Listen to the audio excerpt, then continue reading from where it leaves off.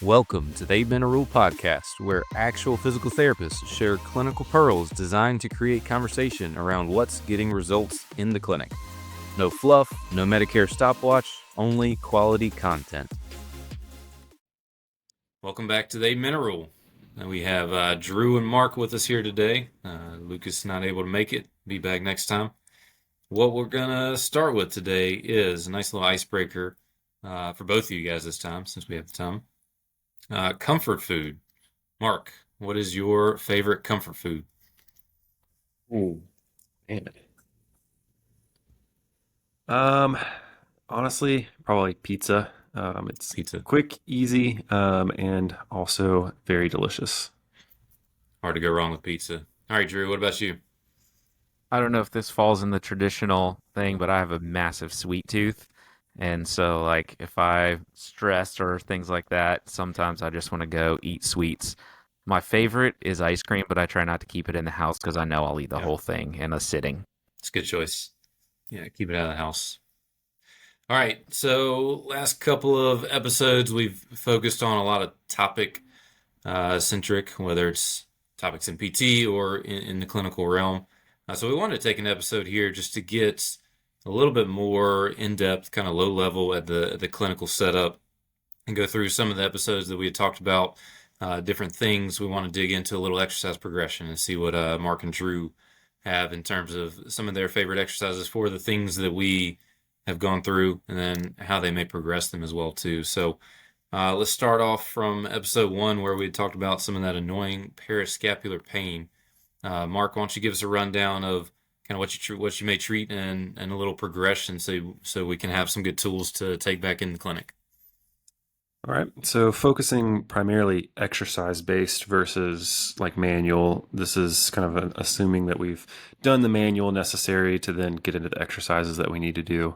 Um, for parascapular pain, oftentimes I'm trying to get that lower cervical and CTJ kind of extension. So usually I'll start out with either retractions or some extensions over a foam roller or sliding up the wall. In any case, that's going to be kind of my bread and butter early out of the gate. And then as we're progressing through, I'm going to try to get into more functional positions. So incorporating some plank positions, a lot of parascapular loading like rows, pull downs to get the shoulder blades moving a little bit. And then progressing even to more functional stuff like overhead presses and even like deadlift positioning, squat positioning if needed. Very cool. I like the progression there to taking chin tucks and bringing them to deadlifts. That's a wonderful progression there. So, how about you, Drew? Uh, yeah, I like to break it up into sometimes different sections. I think Mark did this. And then, like, if I'm going to specify, I think that early stage is that pain modulation, which is where we're looking for maybe a repeated movement, something that will kind of calm the pain down. The other option, if it's a more acute, sometimes I'll try to fashion some in-home traction if the repeated movements aren't working really well. And then if it's a super hot radic, sometimes I'll do like a taping of the scapular to just take some pressure off of that nerve root. Those are usually my initial go-to ones to calm the pain down in a pain modulation phase. Then moving on to movement control. So these are taken kind of from the treatment-based classification for the um, lumbopelvic or lumbar pain, TBC for lumbar, I guess it did just that. And so that movement control. And the most common one I typically see is like a stiff upper thoracic, uh, hypermobile CT. So I'm usually working on improving thoracic mobility on most of my people. There's a few that are okay, but a lot of them have some mobility deficits there. And then I would also agree with Mark that scapular strengthening piece, doing a lot with the parascapular region.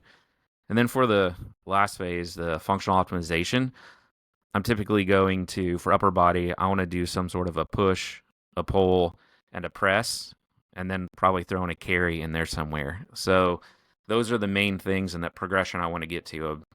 symptom modulation, movement, where are the deficits that we're seeing that may be contributing to this, and then really getting to overhead is something I try to really focus a lot on for that parascapular pain area. Yeah, it seems like that's typically going to be the one that sets people off is whenever they're really trying to get back to overhead. So we want them to be good and comfortable with getting that good overhead lift and to return to that. So now you mentioned, Drew, fashioning kind of a self traction at home. Do you mind just digging in one of those real quick, kind of what you may try? Yeah, the most common one I'll use is one of the pull-up assist bands, attaching it to a door handle, and then coming around the suboccipital region, and then they can start sliding out further and further to get increased traction on it to whatever's most comfortable. There's like some weird things where it folds your ears over, but that's the most uncomfortable piece of that. That's worked pretty well. I've heard old tire tubes, bicycle tire tubes, could work well. I have a mentor who uses those a lot, and they're way cheaper than buying the $300 in-home traction device. Yeah, like it. Good options there. And back of the neck, not around the front, please. Correct. Not around the front, around the back. Absolutely. Very cool. All right, so the second episode we went into kind of posterior lateral hip pain. Again, kind of vague, but we kind of wanted to be that way as well too. So, Mark, why don't you start us off with a good little exercise, pearls that you may use for kind of that posterior lateral hip pain and a progression from there. Yeah. So I'm going to focus primarily on like if it were like a tendon issue. And so normally I'm going to start out with some sort of isometric. I like having them do an isometric ball press into the wall. It doesn't require a lot of equipment. They could do it with a folded pillow at home if they needed to. But the stance leg is the one that's really going to be fired up with that. And they can also vary how hard they're pushing to make it more or less intense based on their symptoms. So that's going to be a good starting point. From there, I'm going to go into more isotonics. So looking at even just a side lying hip abduction with a little bit of internal rotation. That's got a lot of EMG activity there, but not necessarily functional. Then ultimately transitioning into things like band walks, monster walks, and then kind of end phase, obviously plyometrics, but even before that, I like doing like curtsy lunges to really hit a lot of things at once there. And it's kind of a functional movement pattern. Yeah, I would say I don't have a ton to add to it. That pain control phase again at the isometrics. I'm kind of the same. I'll start with some open chain, and a lot of the EMG studies, like you were talking about, look at weight bearing positions is where you really get the glute min med fired up. The biggest thing I would maybe add to that is if they're in that phase, depending on irritability, being cautious of crossing over midline just to decrease some of the compression on that tendon. But moving on to getting that compression, I love the curtsy lunges as well. That's something that will start to kind of rebuild that tendon and allow them to get into that compression phase and hopefully get them prepared for down the road. Yeah, I love that. And really a big fan of getting out of straight planes of motion.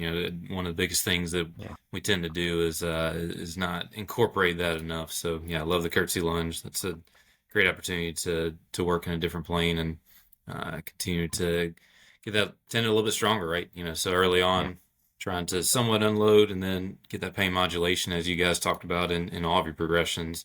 But we got to get it loaded for them to get back to their functional activities. They got to get stronger. We got to get some remodeling in that tissue. So I like it. I think there's a clinical pearl in there too of patient education and how long you can expect that to take. And most of the studies where they're doing these and progressing with some sort of tendinopathy, they're like 12-week protocols. Yeah. So you're not going to curtsy lunge in week 2 typically. It's a progression, and as long as the patient is aware, they can usually be on board. But I think that's another key piece because I always want to get the patient I want to get them in and out like that. I want to get them feeling better, but these do take time to calm down and to rebuild and progress. Yeah, such a good point. How much of and having that expectation early on. We have these surgical protocols, and patients know when they have a rotator cuff repair that they're not doing weight training in the first month or two, and because they can see it on paper. And so, how important could it be for us as clinicians when we see that glutenopathy, when we see something along those lines, to have that education around with the patient? Here's what your protocol looks like for this in the same boat. There's nothing worse than them doing a ton better for a week and then backtracking on week two. So I think your point's valid. Really educating early on in the program and setting what that protocol is going to look like for everybody so they can kind of have a little bit of an idea as they keep moving on. Very cool. Well, let's stop there. Next week, we'll hit a couple other things and keep that exercise progression going a little bit further. Appreciate the input, guys. And until next week.